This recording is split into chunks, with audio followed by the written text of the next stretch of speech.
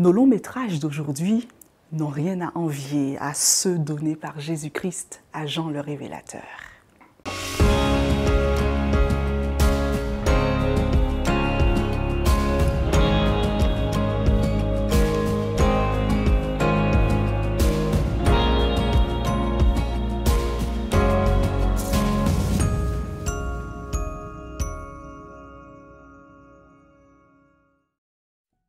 Après avoir vu en vision une première bête fort effrayante, Jean en voit une seconde dans Apocalypse 13, versets 11 à 18.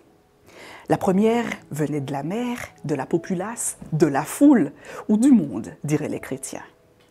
La deuxième, quant à elle, vient de la terre, cette même terre qui, un peu plus tôt, au chapitre 12, les versets 15 à 16, avait secouru la femme, l'Église de Dieu, en avalant donc le fleuve de persécution et de fausses doctrines qui sortait de la gueule du dragon pour la noyer.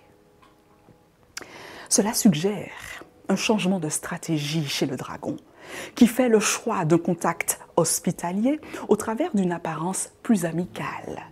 Précisément, Jean aperçoit un système religieux tel un agneau, faisant profession d'avoir les caractéristiques de son représentant, l'agneau de Dieu, en la personne du Christ. Il s'agit donc de chrétiens à première vue.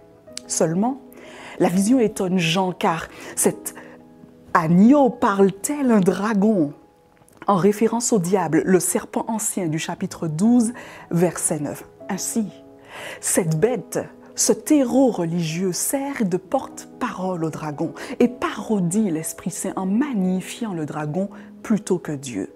De cette façon, le peuple de Dieu est mis en confiance et pense vivre une véritable expérience religieuse ou une relation à Christ hors du commun. Alors qu'il est en réalité influencé, piégé, manipulé et poussé à adorer l'ennemi de nos âmes. Le résultat est catastrophique selon la vision. Le monde religieux est séduit par ces miracles. Il est égaré et sombre dans l'idolâtrie.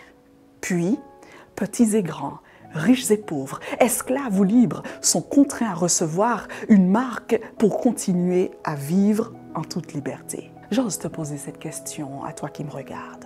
Dis-moi en toute objectivité, penses-tu réellement ne pas être concerné par une telle séduction? Si tu faisais un tour d'horizon sur ton vécu religieux, ton engagement envers Dieu, ton style de vie, que verrais-tu?